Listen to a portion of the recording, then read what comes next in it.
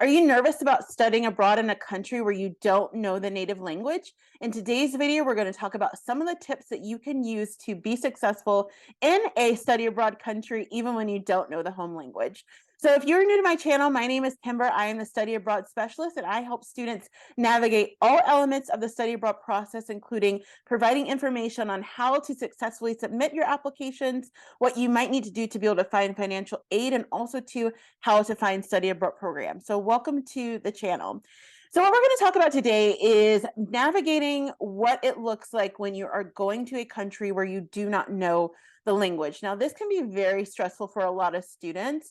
I think one of the things to kind of note, first of all, is that if you are a native English speaker, you're going to be in a lot of a better place because a large portion of the world outside of places like North America and the UK and other countries where English is the foundational language actually speak English. So that is actually wonderful in the sense of that they may not speak it as great as you, but they speak it enough to be able to understand.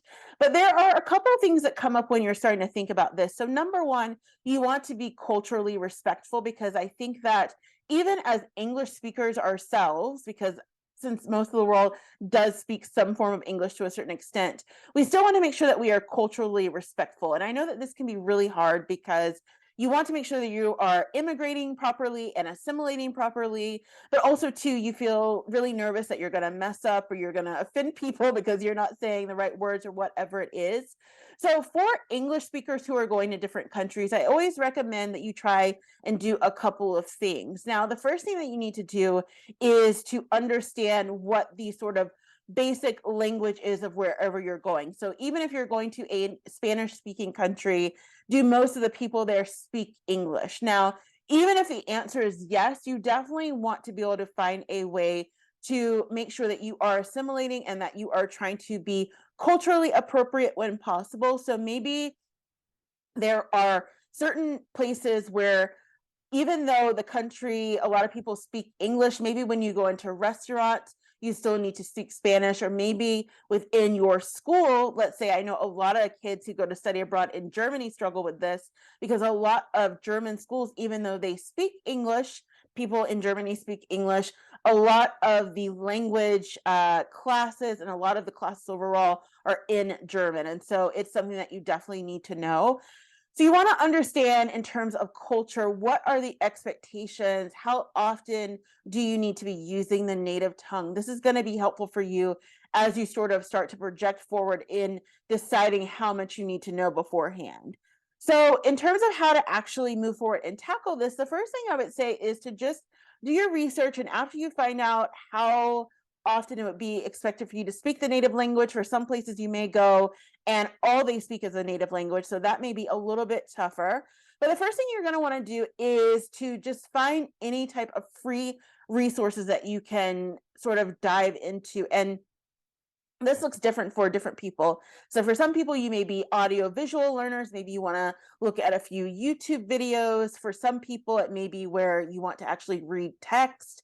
But it's really going to depend. You want to start at the base level. You don't want to just kind of dive in. I know, for example, if you're trying to learn something like Spanish or Italian, you don't just want to dive in and watch the first Italian movie that you find. So you want to just start by being able to learn the basics. Now, this is keeping in mind that you've decided to study abroad and giving yourself a window of, let's say, 3 or 4 months. So at least you have time to consume some of it. So you are going to be starting out with the conversational language of whatever host country you're going to. So this could be learning numbers. This could be learning the alphabet. This could be learning basic phrases that you may need, just kind of the hello, goodbye, different things like that, that still make you feel part of the culture, even though you cannot complete basic sentences at this time. It at least makes you feel like you are putting in your effort. So those are with the free resources. And it really depends on, again, your style of learning and how you choose to do that.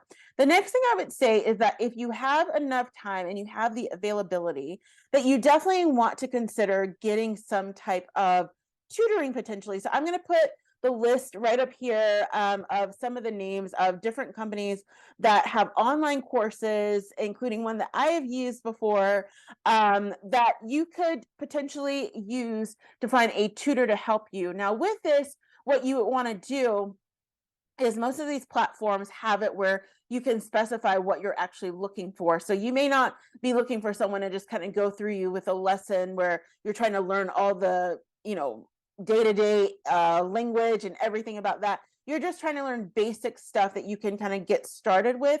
And then maybe your course has also as well an extension of a program where you're going to be able to take some language, but you want to get started with it. And I would say that it is a good time, let's say maybe between that 3 and 4 month period before you study abroad, to link up with a tutor. This is going to be great if you can take courses 1 and 2 times a week. And again, you're going in there, and a lot of times the tutors on these platforms, they are of course from the country where you are hoping to go. And so the other great thing about that as well is that they will be able to speak the native tongue with you. So it's not just someone who kind of learned it on their own and then they're kind of just teaching it. It's like they are from there, so they can sort of teach you some of the colloquial stuff as well, because again, different regions say things differently even within the same country. And so it may be very interesting for you to be able to do that. And one of the great things about these platforms is that they tend to be very cost effective for students. So you can log on and have a course each week for as little as $30 per week. So it's not that expensive compared to, number one, trying to learn it on your own and kind of messing up. And number two, other courses that you may have to buy things and then you have to go through all of the sequences and it takes you so long. I would definitely recommend doing that as a way to be able to at least learn the language a little bit. Another tactic for going to a country where you don't know the language and you really want to get started with it is just to figure out how that works within your program. So again, even if you are going to a country, let's say you're from a Spanish speaking country and you're coming to a country where people speak English, that's a lot harder to do when you're sort of going into a language where you don't know anything about and most of the people don't speak the language. But even with that, figure out within your particular program how much of it is taught within the language, and also too, if there are specific classes dedicated to the language. One of the great things about a lot of study abroad programs, particularly if you are going to a place where, let's say, the dominant language is not spoken all the time, or the people who are coming there do not speak the dominant language, is that they will have specific courses for those students. And a lot of times it is mandatory because they want you to feel like you are building it all in. So you want to not only know if there are classes dedicated to it, but also to how does that translate outside of the classroom. So for some study abroad programs, they will have it where you have not only in class learning with the language, but you also have exploratory learning. So maybe you are doing an internship, and let's say you are doing an internship and you're an English speaker, but you're going to be doing an internship where you are only around Spanish speaking people in a Spanish country. You're going to start to learn things really quickly. Or maybe they have it where each week the class goes out to a place and you are just around Spanish speakers. There are all different types of formats that different courses have in order to get people acclimated and ingratiated into the language. So you definitely want to ask questions around that, understand what that looks like. In terms of grading as well, how much of it is worth your actual grade if you're graded on it at all, because you definitely want to know that, because you're going to want to prepare ahead of time, particularly if you are someone who is not that great at language. I have said before that I'm not the best at learning foreign languages. I'm currently in the middle of learning Italian over again, and it's really exciting. It's been great this time, but it really just depends. Sometimes it depends on where you are in life. Sometimes it depends on just your concentration of what you can do. I know that there are some people like me who take a lot longer to learn the foreign language and to actually hear it and go through it, where some people, they pick up on stuff really quickly like that and they're on to the next thing. So wherever you are within your journey, just try and understand what the expectations are for your particular study abroad program. Another tip that I would give you is to make sure that if you are going to a country where you really want to learn the language and you want to be a part of the culture just beyond kind of just being there,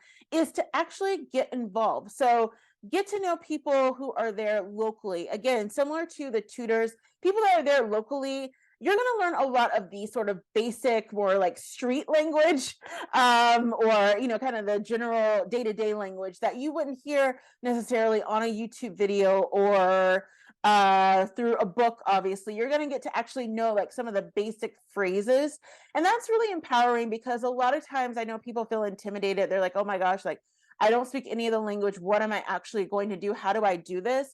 But a lot of times there's so many people who are locally there that want to help. I mean, we find this even in, let's say, countries where everyone speaks the same language, like English. But if you're going to a different part of, let's say, the US, there's different phrases, different things. It gives you a chance to learn and to actually acclimate yourself and get involved and speak the language of the culture of where you are. So that's going to be another thing that you're definitely going to want to do. But overall, I would say that it is very useful to spend time in a country where you don't speak the language. And even if you are going to a place, again, if you're an English speaker specifically and you're going to a place where they most likely speak English, you want to find a way to be able to build in those times where you can use the native language. And I know that can be very intimidating a lot of times, particularly for my Americans out there, that people can obviously, there's ways to tell if people are American specifically. It's based on how we dress, how we carry ourselves. And so it's like they immediately just start speaking English. And you have to, as I spoke about this before with myself, when I was in Italy and I was really, really trying to speak Italian and they just weren't going for it. I had to like really assert myself, like, no, we're going to speak Italian. Like, and then I just started like speaking the Italian words I knew. So you have to sometimes do that because, again, they're not necessarily trying to be funny about it, but it's like, I know English, you know English, let's just do that. Whereas if you really want to make it work with the foreign language, definitely just keep doing it, and it's going to get a lot easier. And I think that you're going to find that even if you don't walk away after your semester or however long you're going to be there studying abroad being fluent in the language, that at least you come away with not only some valuable information to be able to use in the future, but also to some personal growth, because learning a foreign language, being involved and around people with foreign languages is still about personal growth and being able to push yourself a little bit more out of your comfort zone. Learning a foreign language is definitely one of the core benefits of study abroad. If you want to learn more about the other benefits of study abroad, watch this video.